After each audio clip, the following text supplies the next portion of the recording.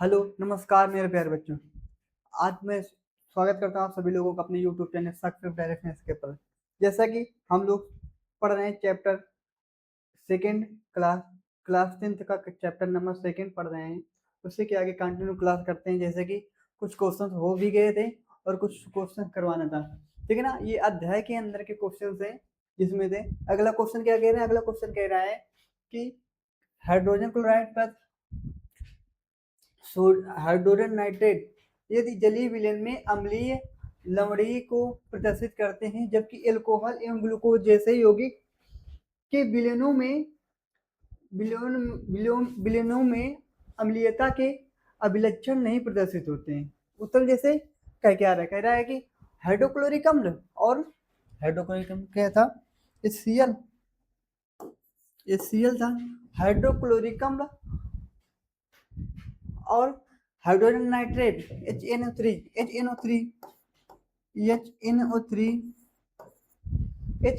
ठीक है, आदि के जलीय विलयन में विघटित होकर इसके जलीय विलयन में, जल के विलयन में H2O, ये तो होगा जल का विलयन।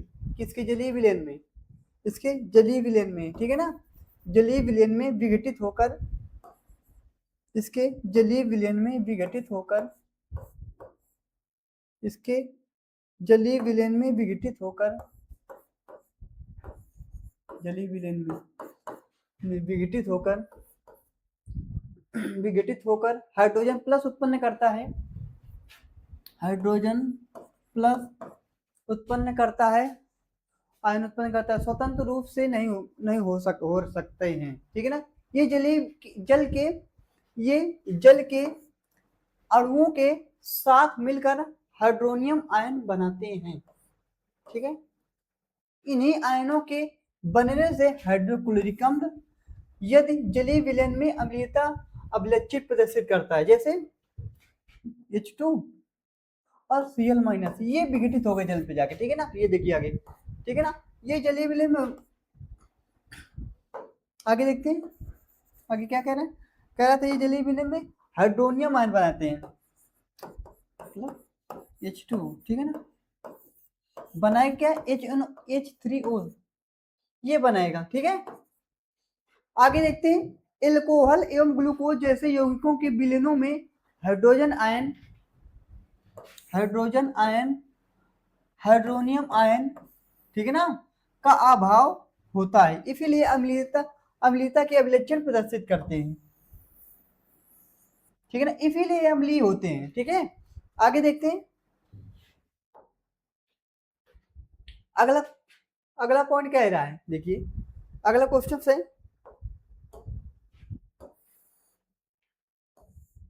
अगला क्वेश्चन क्या कह रहे हैं, देखिए क्वेश्चन कह रहे हैं, अम्ल का जलीय विलयनों को क्यों विद्युत का चालक कहते हैं।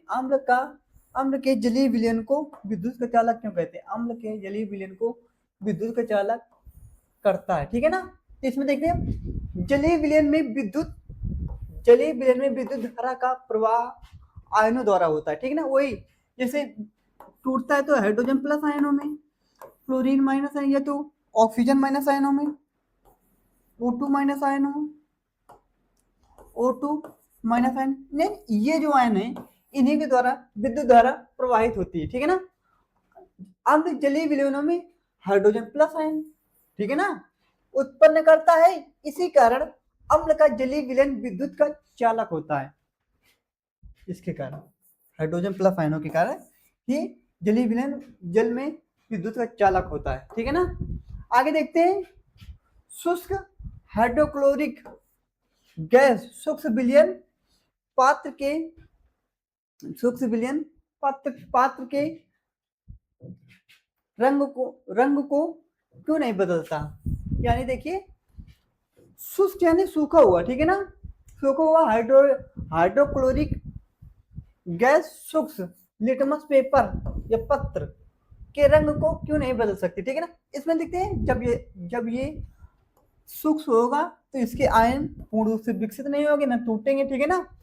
यानी कि आयनों में विघटित नहीं होगा तो वो आगे नहीं कर पाएगा, उसका रंग चेंज नहीं कर पाएगा, ठीक है ना। जैसे लिखा हुआ है आंसर देखिए, अम्ल का जलीय विलयन में विघटित होकर, अम्ल के जलीय विलयन में विघटित होकर हाइड्रोजन प्लस आयन उत्पन्न करता है और उत्पन्न करता है जो उनकी अम्लता की अभिलक्षण को प्रदर्शित करते हैं। शुष्क हाइड्रोक्लोरिक अम्ल या हाइड्रोक्लोरिक गैस और सूक्ष्म लिटमस पत्र दोनों में ही जल का अभाव होता है, यानी जल उसमें उपस्थित नहीं होगा, जल का अभाव हो गया, यानी जल होगा ही नहीं, ठीक है ना। होने के कारण हाइड्रोजन आयन उत्पन्न होते हैं, हाइड्रोजन आयन उत्पन्न नहीं हो पाते हैं, वही ये वाले हाइड्रो प्लस आयन उत्पन्न नहीं हो पाते हैं। इसी कारण सूक्ष्म हाइड्रोक्लोरिक गैस सूक्ष्म लिटमस पत्र को सूक्ष्म लिटमस पत्र के रंग को नहीं बदल पाती, यानी जब वो टूटेगा ही नहीं तो आगे क्रिया ही नहीं होगी। ठीक है, आगे देखते हैं। यानी सूखा हुआ का होगा इट्स Cl, ठीक है ना। इसमें जल ना मिलाया तो ये ऐसे ही बन जाएगा, फिर से कुछ ना मिलाया जाए जैसे, तो ये भी Cl ऐसे ही रहेगा। उसके बाद ये कुछ उसमें हो ही नहीं दे पाएगा, आगे चेंजमेंट नहीं कुछ नहीं कर पाएगा। आगे देखते हैं, अगला कह रहा है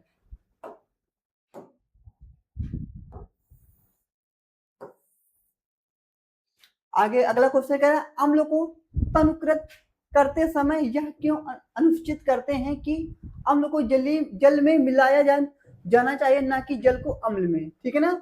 इसमें देखते हैं जल को अम्ल में के घोलने की प्रक्रिया अत्यंत ऊष्माक्षेपी होती है, ठीक है ना, अत्यंत ऊष्माक्षेपी होती है, अत्यंत ऊष्माक्षेपी होती है। आगे देखते हैं,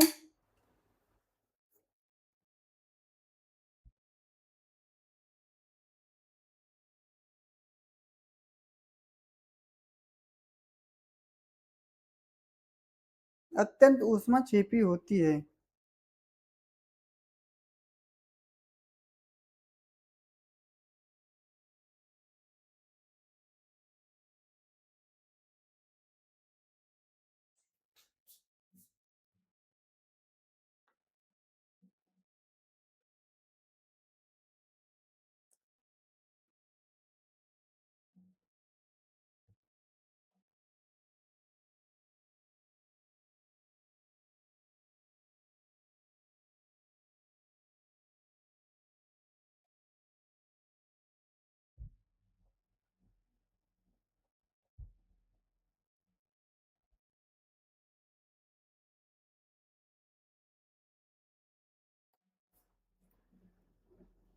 अत्यंत ऊष्माक्षेपी होती है, ठीक है। आगे देखते हैं,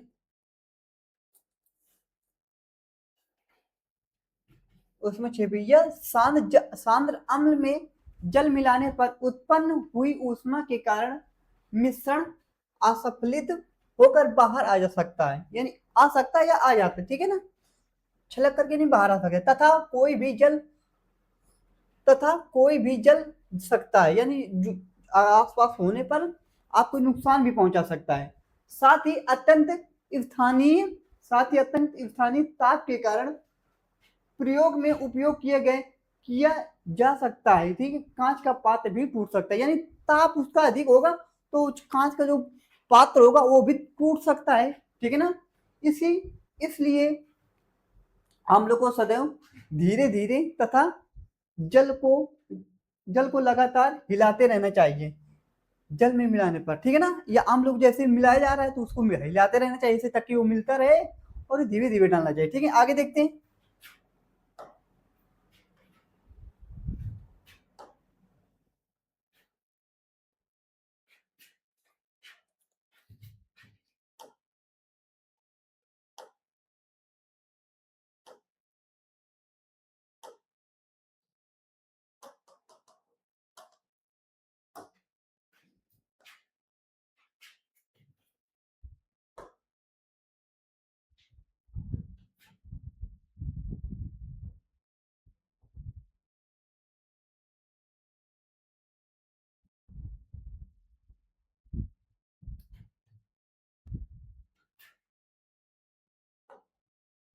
ये देखिए, ये है, ये अगला क्वेश्चन ये है,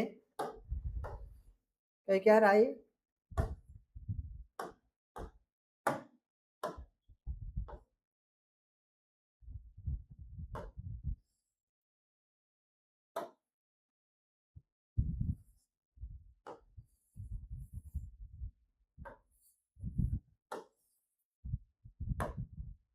ठीक है, कह रहा है पीतल एवं तांबे के बर्तनों में दही एवं खट्टे पदार्थ क्यों नहीं रखना चाहिए, रखे जाने चाहिए। ठीक है, तो इसमें देखिए, इसमें क्या कह रहे हैं, दही और अन्य खट्टे पदार्थों में अम्ल होता है। ठीक है, वही अम्ल होगा, दही एवं खट्टे पदार्थों में अम्ल होता है, अम्ल होता है। ठीक है, अम्ल होता है, इसलिए जब उन्हें पीतल एवं तांबे के जब उन जब उन्हें पीतल एवं तांबे के बर्तनों में रखा जाता है तो अम्ल धातु से क्रिया करके हानिकारक उत्पाद और लवण, जो उत्पाद बनेगा और लवण बनेगा, ठीक है ना, बनाता है, जिससे भोजन खराब हो जाता है और खाने योग्य नहीं रहता। ठीक है, यानी जब भोजन खराब हो जाएगा, विषैला हो जाएगा एक प्रकार से, ठीक है ना, वो अगर खाया जाएगा तो हमें नुकसान पहुंचाएगा, वही यानी कि वो हानिकारक हो जाता है। ठीक है ना, दूषित हो जाता है। आगे देख, अगला क्वेश्चन कहते हैं, अगला क्वेश्चन क्या कह रहा है,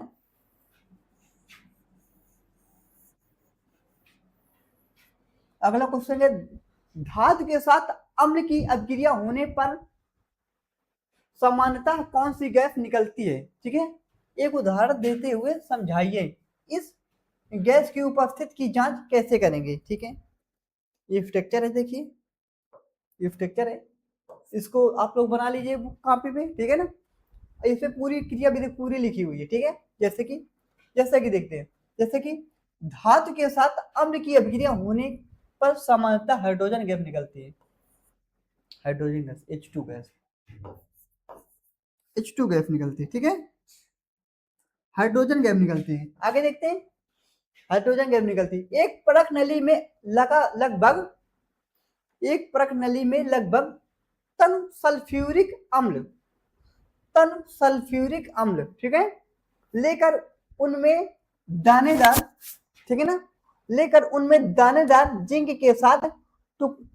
के कुछ टुकड़े डालने पर, ठीक है ना, तन सल्फ्यूरिक अम्ल लेकर, तन सल्फ्यूरिक अम्ल तन सल्फ्यूरिक अम्ल H2SO4, ठीक है ना, उसमें क्या जिंक के जिंक के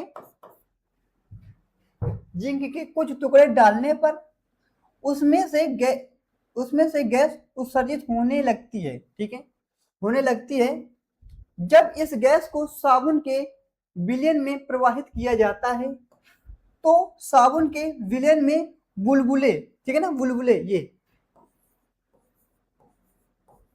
ठीक है ना, यही बुलबुले बनने लगते हैं। ठीक है ना, बुलबुले बनने लगते हैं, जलती हुई मोमबत्ती गैस के पास ले जाने पर यह फट दानेदार जिंक के टुकड़े फट फट की ध्वनि उत्पन्न करते हैं, फट फट की ध्वनि उत्पन्न करते हैं। ठीक है ना, ये तो इसमें डाला गया, ध्वनि उत्पन्न करते हैं और उस ध्वनि के साथ जलने लगती है। ठीक है ना, इससे पता लगता है कि यह गैस हाइड्रोजन गैस है। देखिए, ये रिएक्शन करवाएंगे तो Zn4 प्लस हाइड्रोजन गैस निकलेगी ये, ठीक है, तो वही Zn4 प्लस हाइड्रोजन गैस। आगे देखते हैं,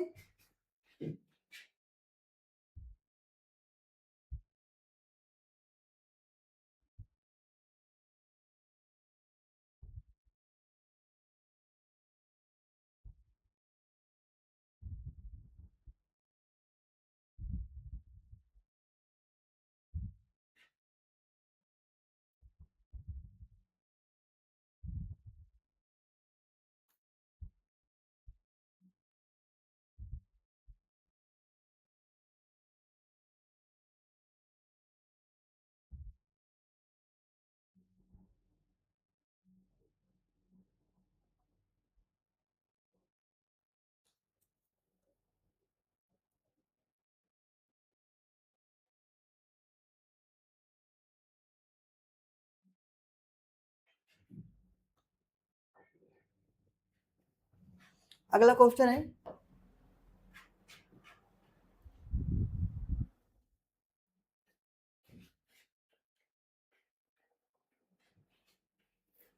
अगला क्वेश्चन क्या है,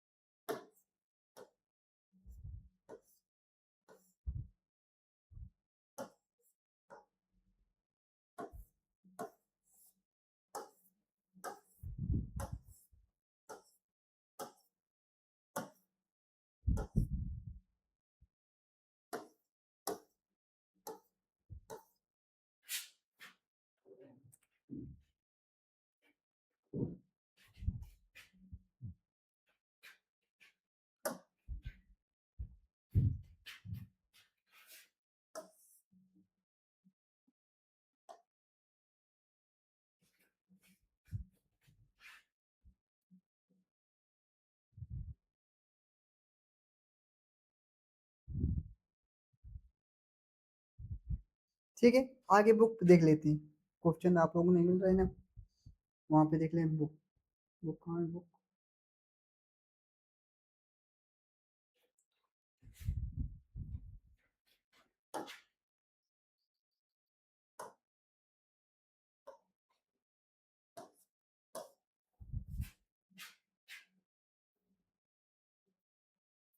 ये हो गया था, ये भी हो गया, ये भी हो गया।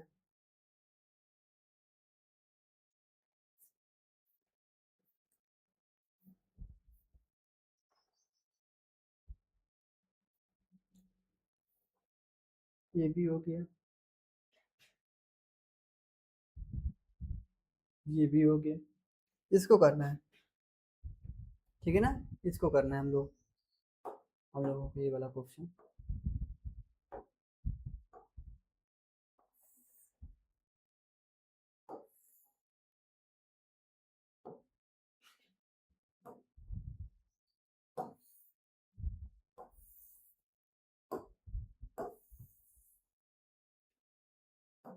ठीक है, ये देखते हैं क्वेश्चन।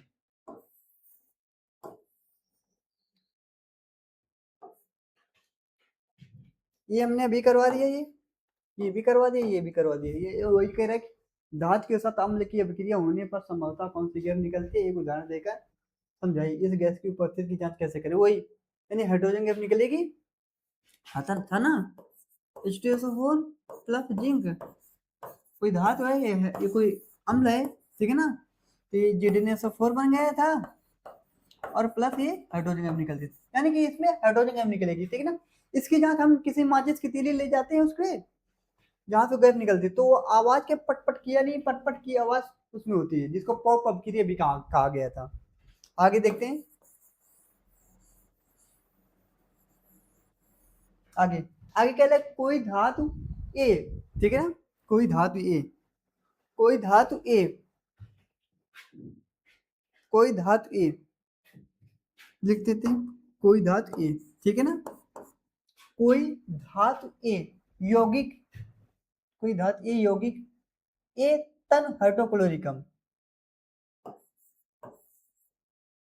हाइड्रोक्लोरिकम के साथ अभिक्रिया करता है तो बुदबुदाहट उत्पन्न होती है। इससे ये तो वही है, संतुलित समीकरण लिखे वही है। कोई धातु, जिंक कोई धातु थी, जिडेन हाइड्रोक्लोरिकम के साथ, ठीक है ना, ये यहाँ पे कैसे एक यौगिक का, इस पे ये नहीं, यही दूसरा है। जैसे कि कोई धातु ए, ठीक है ना, कोई धातु ए, ठीक है, तन हाइड्रोक्लोरिक अम्ल के साथ अब ये कराता है तो बुदबुदाहट उत्पन्न होती है, ठीक है। इससे उत्पन्न गैस जलते हुए मोमबत्ती को बुझा देती है, ठीक है ना। यदि उत्पन्न गैस में एक से कैल्शियम क्लोराइड है तो दूसरी, तो इस अभिक्रिया में के लिए संतुलित समीकरण लिखिए, ठीक है ना। तो देखते हैं संतुलित समीकरण लिखना है इसके लिए।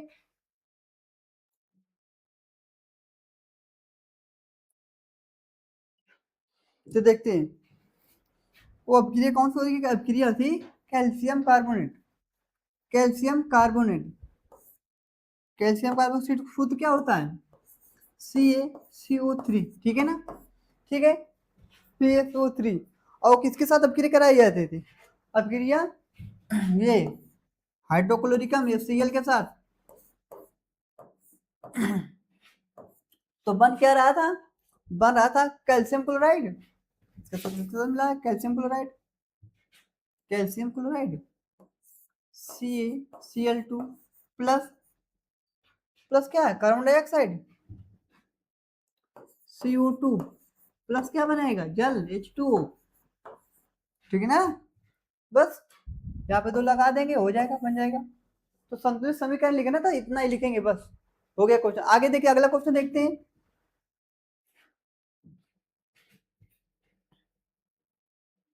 अगला क्वेश्चन क्या कह रहा है,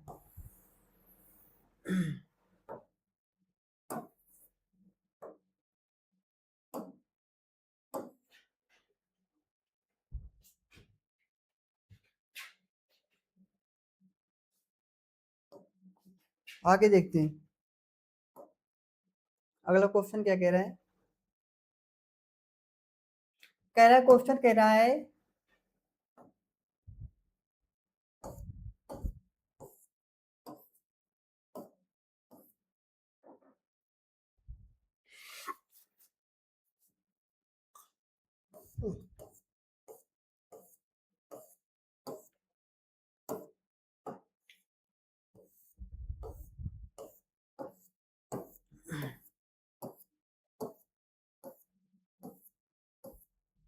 ये है क्वेश्चन अगला।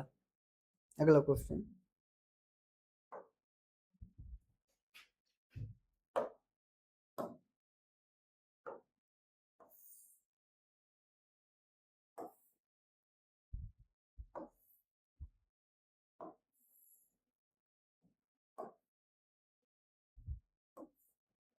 ठीक है।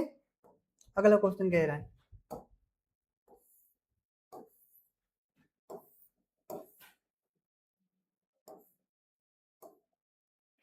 ठीक है।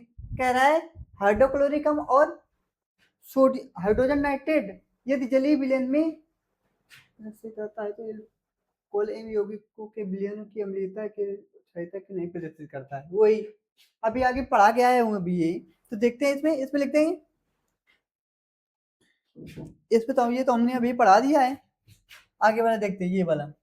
चल, अम्ल का जलीय विलयन क्यों विद्युत का चालक होता है ये भी पढ़ा दिया अभी पढ़ा के आया। आगे देखते हैं शुष्क हाइड्रोक्लोरिक अम्ल लाल नीला करके देते हैं ये भी पढ़ाया अभी।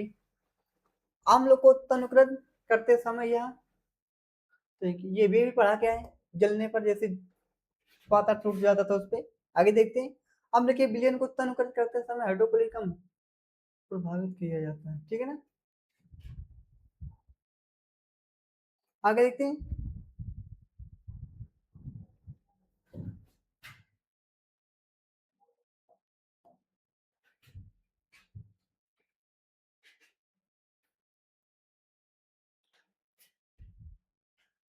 ये देखिए अगला क्वेश्चन। ये देखिए कैल्शियम ऑक्सीक्लोराइड यौगिक का प्रचलित नाम क्या है। कैल्शियम ऑक्सीक्लोराइड CaCO इसको विरंजक चूर्ण भी कहेंगे।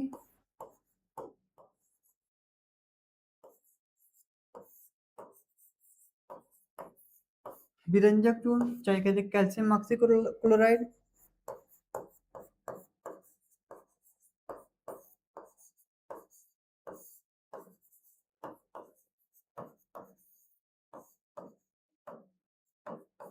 कैल्शियम ऑक्सीक्लोराइड ठीक है। ठीक है विरंजक चूर्ण कहते हैं इसको। ठीक है ना। जिसको कैल्शियम ऑक्सीक्लोराइड भी कहेंगे। आगे ले उस पदार्थ का नाम लिखे जो क्लोरीन से क्रिया करके विरंजक चूर्ण उत्पन्न करता है। ठीक है ना। लिखते हैं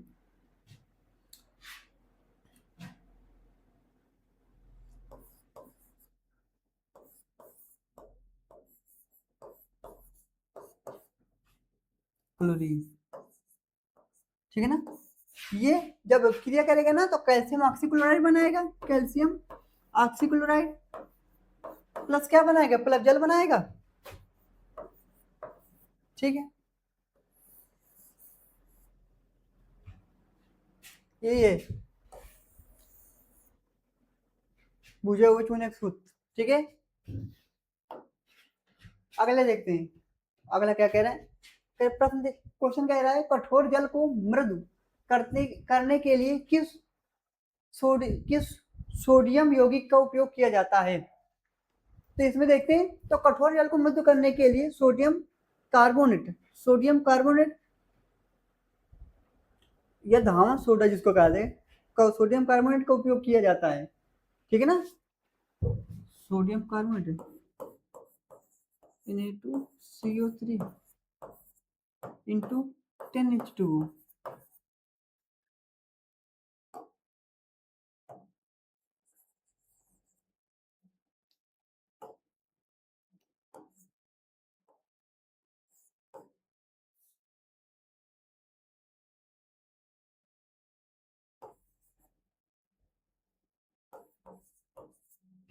ठीक है, ये इतना,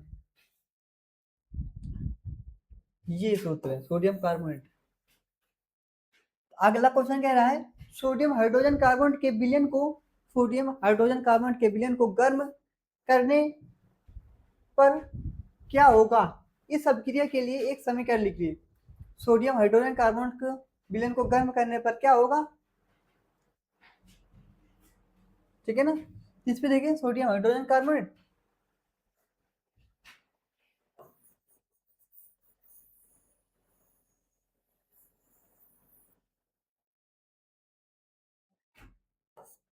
ठीक है ना।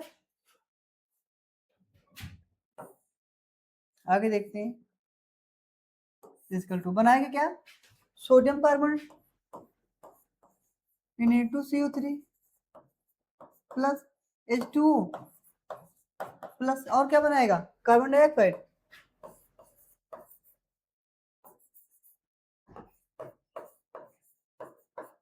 ठीक है, आगे देखते हैं।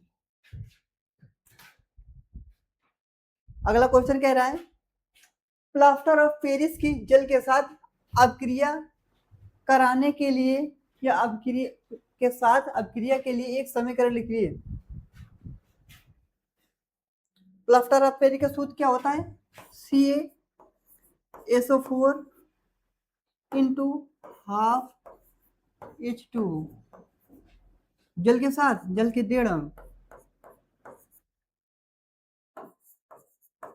मिलकर बना के क्या बनाएगा, जिप्सम CaSO4 इंटू 2H2, ये जिप्सम,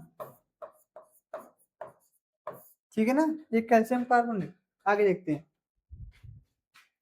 प्लास्टर ऑफ पेरिस जल, प्लास्टर ऑफ पेरिस, ये प्लास्टर ऑफ पेरिस, ये जल, ठीक है ना, तो बनाया रहेगा जिप्सम।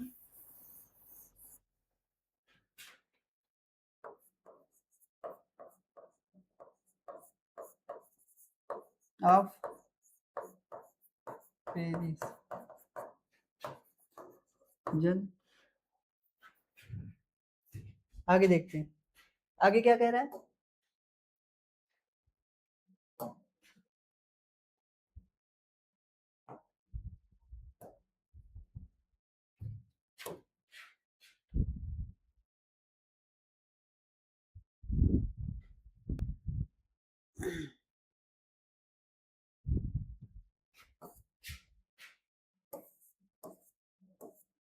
करवा दिया, ये भी करवा दिया,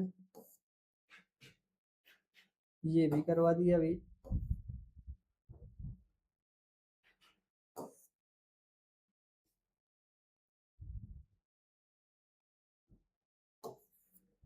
एक इसको करवा देते हैं, छठवां नंबर,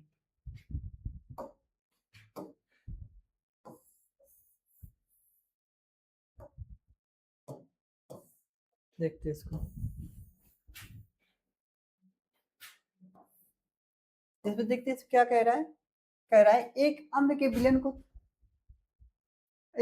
विलयन को तनुकर करते समय हाइड्रोनियम आयन की सांद्रता कैसे प्रभावित हो सकती है, ठीक है ना। इसमें देखिए हाइड्रोनियम में वही जल के, जब हाइड्रोजन का अणु बने बढ़ेगा तो जल के पास हाइड्रोनियम आयन बना लेगा H2O, इसमें क्या, जल का एक अणु और ऐड हो जाएगा तो H3O हो जाएगा, ठीक है ये।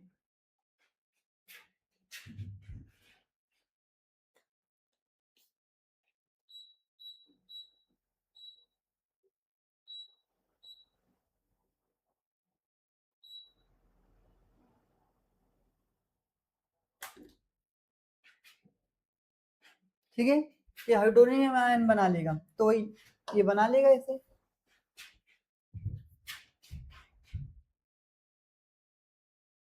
अम्ल है HCl, ठीक है ना, तो ये H प्लस Cl माइनस में टूटेगा, ठीक है ना, जल के साथ क्रिया करेगा तो HCO3 बना लेगा प्लस हाइड्रोजन क्लोरीन गैस निकाल देगा, ठीक है ना।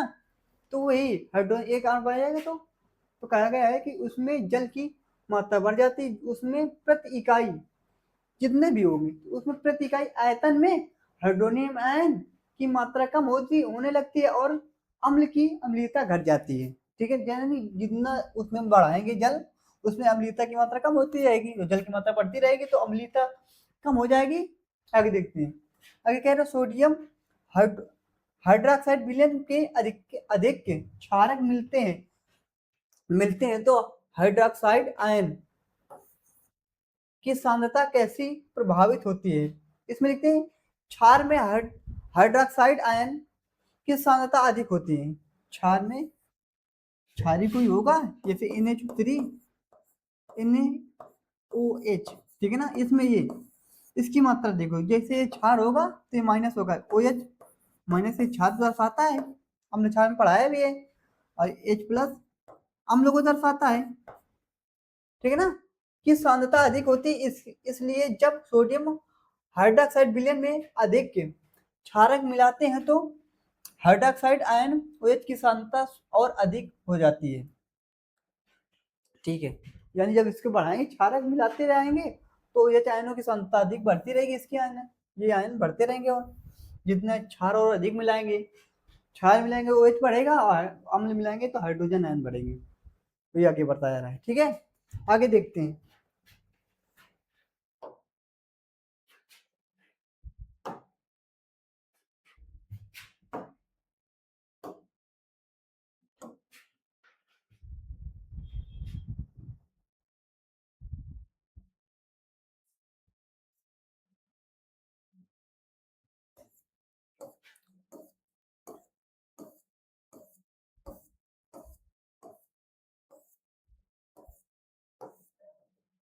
ये भी पढ़ा दिया है। ठीक, ठीक है, आज क्वेश्चन अध्याय के पूरे को सभी क्वेश्चंस हो गए। ठीक है, अब हम लोग देखेंगे अभ्यास के, अभ्यास के सभी क्वेश्चन।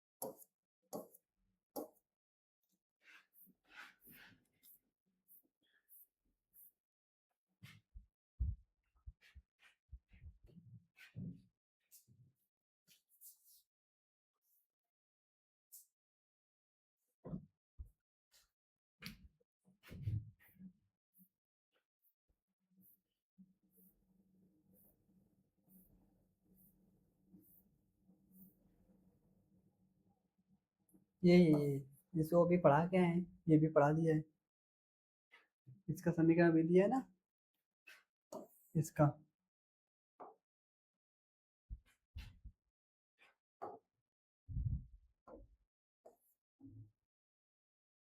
तथा इसका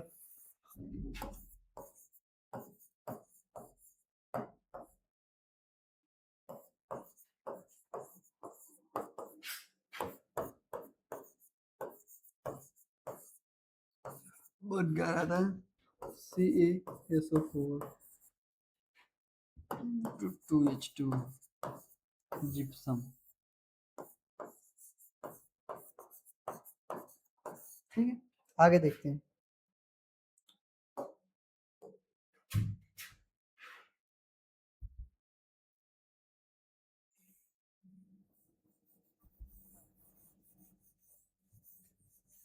ये यही था, आगे देखते हैं।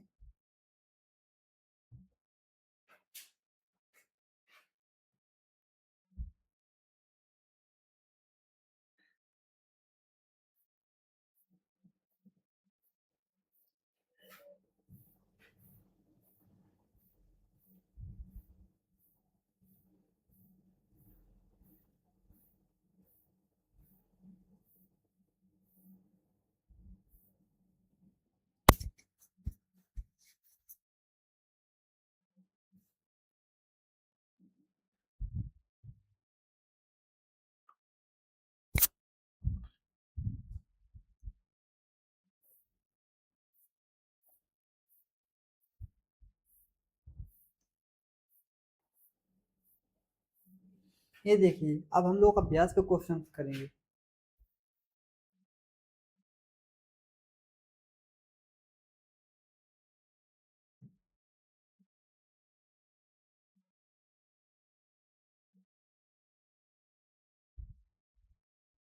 जैसे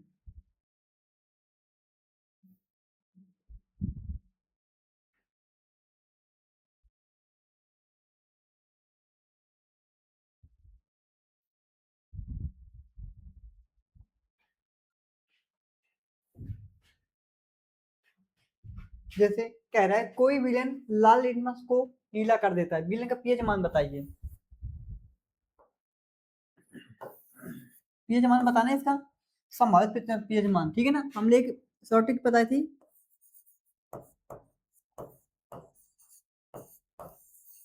ठीक है ना। अम्ल जो है नीले लिटमस को लाल कर देता है, ये तो बताया था हमने। तो ठीक है, तो इसमें क्या कर रहा है, लाल लिटमस पेपर को नीला कर देगा, यानी कि इसका जस्ट उल्टा देखिए, ये लाल को नीला कर देगा ना, अम्ल जो है नीले को लाल कर देगा, तो जो क्षार होगा तो क्षार लाल को नीला कर देगा, तो क्षार, तो अम्ल का पीएच मान कितना होता है, अम्ल का, अम्ल अम्ल कहाँ से कहाँ तक होता है, पीएच स्केल देख लेते हैं।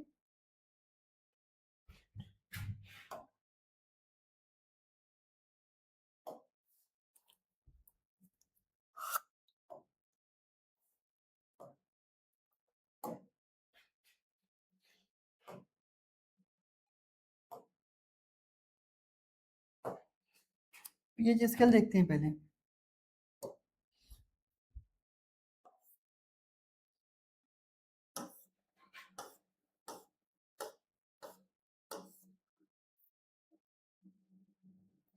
पीएच स्केल कहाँ, पीएच स्केल देखिए इस पे, खोल लीजिए आप बुक पे, आप सभी लोग, पीएच स्केल,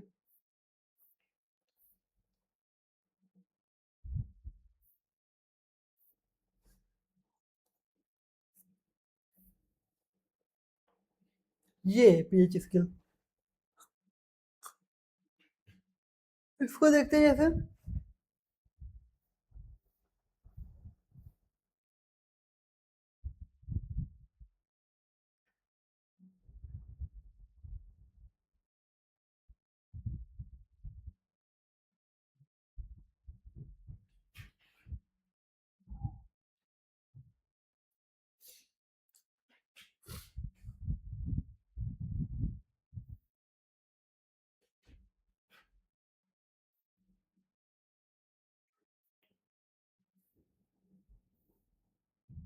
ठीक है, इसमें देखते हैं अम्ल कहाँ से कहाँ तक है। अम्ल की देखिए, या यहाँ तक देखिए, इधर ही क्या है अम्ल, या अम्लीय जिसको कहेंगे, इधर क्या है, क्षार, क्षारीय, ठीक है ना।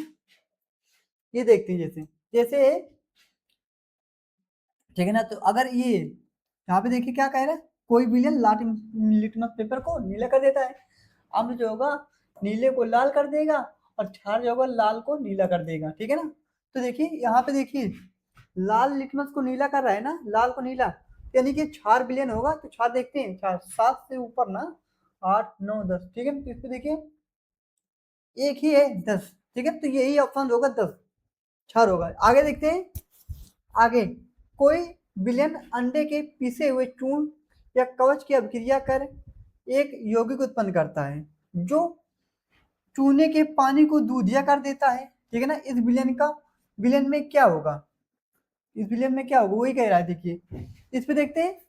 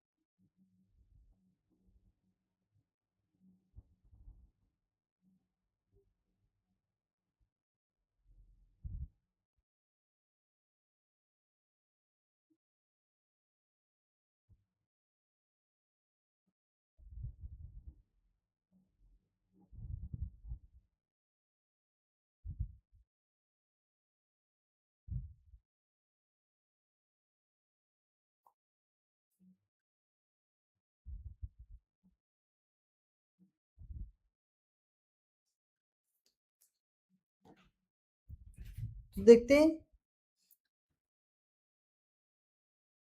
पिस्ता चूर्ण का बना होता है कैल्शियम कार्बोनेट का, ठीक है ना। कैल्शियम कार्बोनेट का बना होता है, से अभिक्रिया करके एक गैस उत्पन्न करेगा, ठीक है, जो बुझे हुए चूने को दूधिया कर देता है, ठीक है ना। बुझे हुए चूने खुद क्या होता है CaCO3, ये तो होता है CaCO3, ठीक है ना।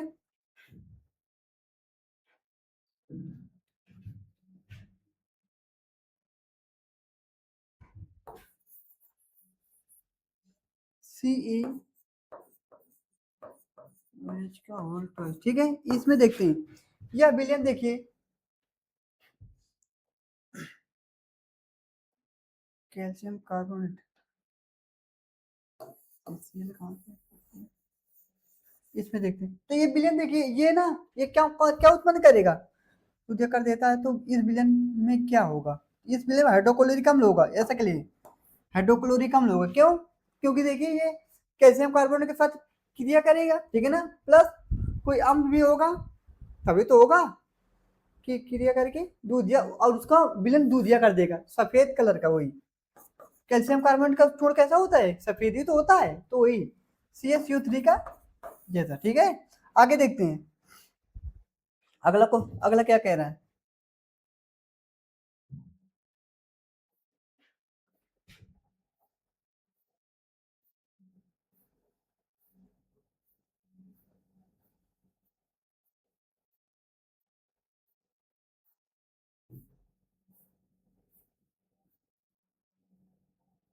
ये देखिए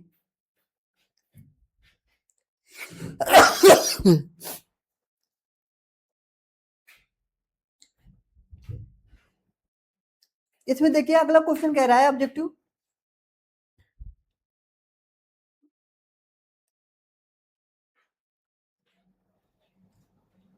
उसका पता है क्या है इसका, लिख लीजिए अच्छे, इसको पहले देख लीजिए, उसके बाद आगे देखते हैं।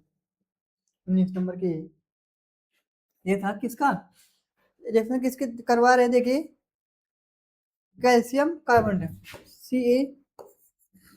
CaCO3 प्लस हाइड्रोक्लोरिक, ठीक है ना। तो देखिए कि क्या करेगा ये क्या बना लेगा, आगे देखते हैं। एक कैल्शियम कैल्शियम क्लोराइड बना लेगा, calcium chloride plus carbon dioxide plus, और क्या बनाएगा, जल, कार्बन डाइऑक्साइड प्लस जल बना लेगा,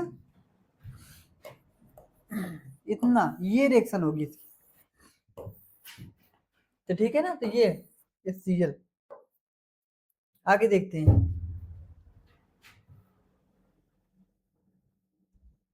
आगे कह रहा है देखिए,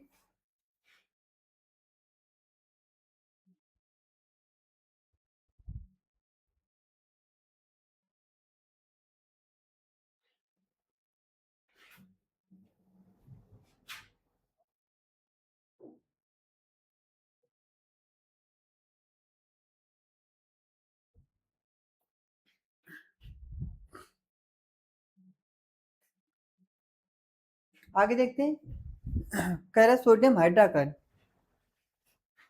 अगला क्वेश्चन है सोडियम हाइड्रोक्साइड का 10 ml विलयन हाइड्रोक्लोरिक अम्ल के 8 ml विलयन में पूर्ण उदासीन हो जाता है, यदि हम सोडियम हाइड्रोक्साइड के उसी विलयन को 20 ml ले तो इसे उदासीन करने के लिए हाइड्रोक्लोरिक अम्ल के कितने विलयन की मात्रा आवश्यक होगी, ठीक है, उदासीन करने के लिए, ठीक है।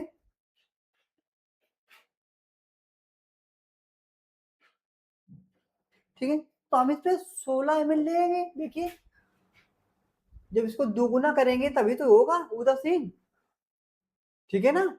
ये जब इसको दोगुना विलयन लेंगे तभी ये उदासीन होगा, नहीं तो ऐसे उसकी मात्रा अधिक होगी, इसको उतना कवर ही नहीं कर पाएगा, ठीक है। तो वही हाइड्रोक्लोरिक अम्ल की मात्रा पहले 8 थी, तो अब दोबारा के बाद दोबारा कितने लेना है, कम से कम 16 ml लेना पड़ेगा, पहले 8 ml थे, 16 ml लेना पड़ेगा, तब वो विलयन उदासीन होगा, ठीक है ना।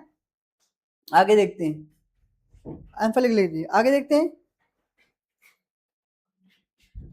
उपचय उपज का उपचार करने के लिए, यानी बिना पचे हुए के उपचार करने के लिए निम्न में से किस औषधि का उपयोग करते हैं? उपज का उपयोग करने के लिए निम्न में किसका उपयोग करते हैं? ठीक है ना, जिसमें एंटासिड, ठीक है ना, एंटीबायोटिक एक प्रतिजैविक है, ठीक है ना, एनाजेसिक ये भी एक वो है, पीड़ा हरित है, और ये एंटीसेप्टिक है, ये प्रतिरोधक, ये रोग प्रतिरोधक क्षमता को बढ़ाते हैं, ठीक है ना। ये केवल यही है, एंटीसेप्टिक, एंटासिड, एंटासिड है, यही उपज उपज उपज की क्रिया को बढ़ाएगा, यानी उस क्रिया को बढ़ाएगा तब कि वो पचा सके, ठीक है ना। आगे देखते हैं। निम्नलिखित अभिक्रियाओं के लिए सबसे पहले शब्द समीकरण लिखिए, ठीक है, ओके।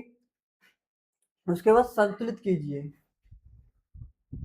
लिखा हुआ तन सल्फ्यूरिक अम्ल,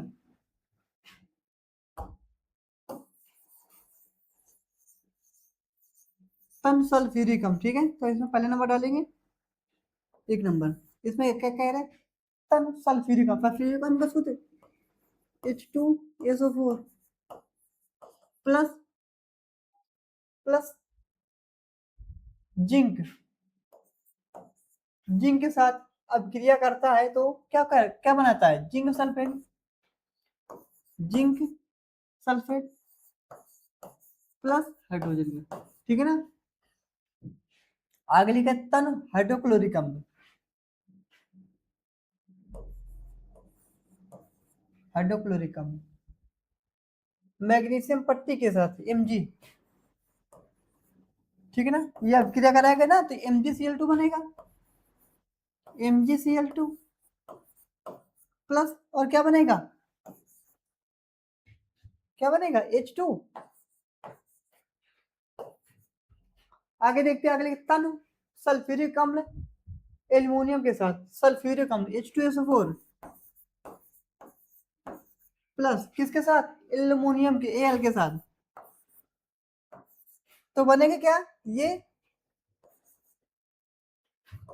2Al2AlSO4, ठीक है ना। 2Al,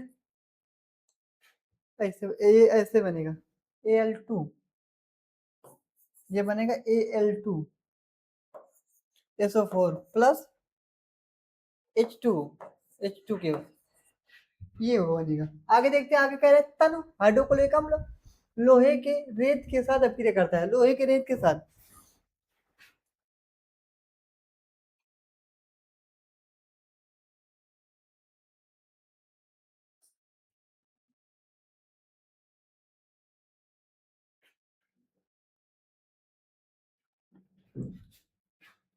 ये बनेगा HCl प्लस Fe, ठीक है ना, Fe2, तो ये बना देगा Fe, Fe, Fe2Cl2, Fe2 बना क्या देगा? Fe2Cl2 प्लस हाइड्रोजन गैस, ये बनेगा, ठीक है। इतना हो गया। आगे देखते हैं।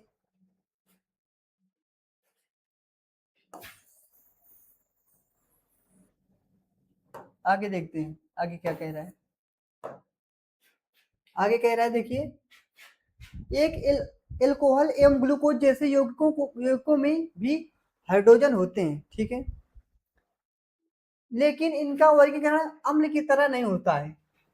एक अभिक्रिया, एक क्रियाकलाप द्वारा इसे साबित कीजिए।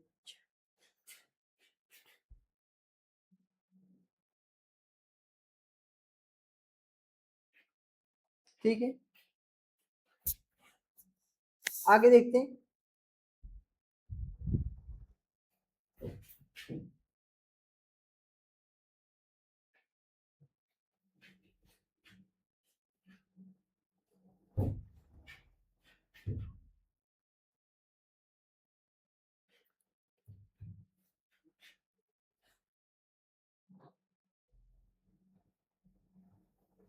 ये पहले ये देखते हैं, ये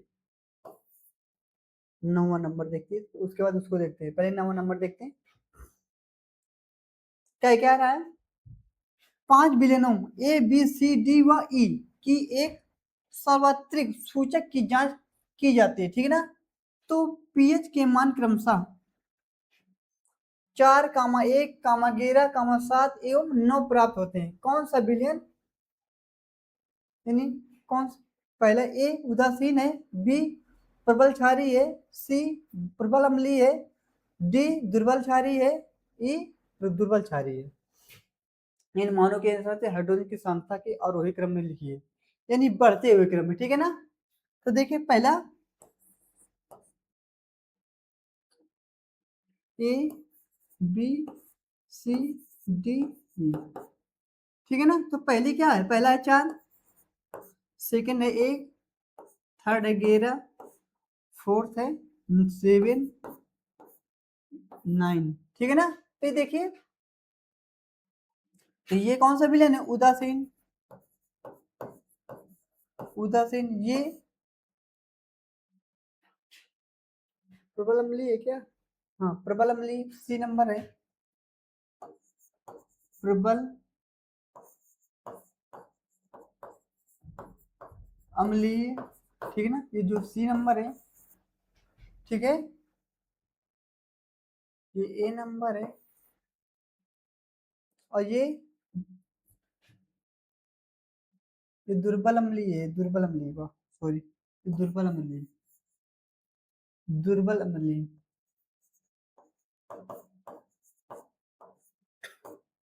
ये है प्रबल अम्लीय,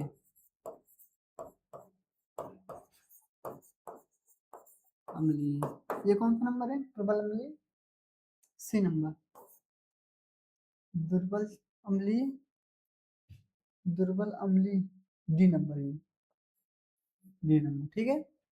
अब ये उदासीन है, ये नंबर 9, ये दुर्बल क्षारीय है, क्षारीय, ये प्रबल क्षारीय, प्रबल क्षारीय, ठीक है। उसके बाद देखते हैं पीएच मानों के सांद्रता के अनुसार आरोही क्रम में, ठीक है। तो पहले क्या आएगा, पहले प्रबल ए, पहले बी आएगा बी, ठीक है, फिर पहले ए ये आएगा, फिर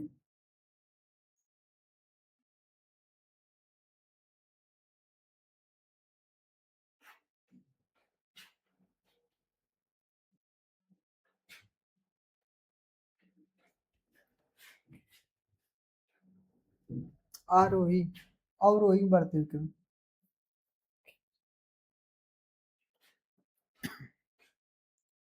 पहले 11, पहले 11, फिर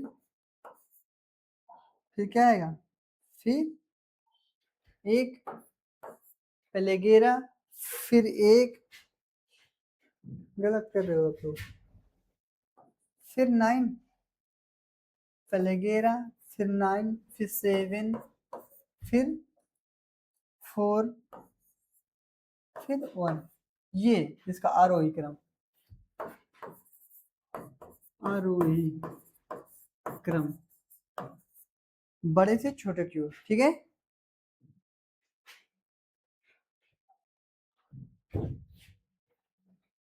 ठीक है,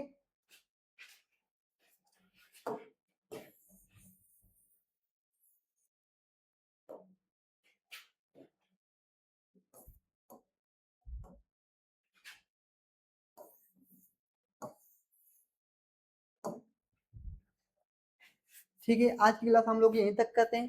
कैसी लगी आपको क्लास, कृपया करके जरूर बताइएगा। जो भी क्वेश्चन ना आ रहे हो उनके कमेंट कर दीजिएगा, हम उन क्वेश्चनों को दोबारा समझा देंगे, ठीक है। ठीक है, नमस्कार।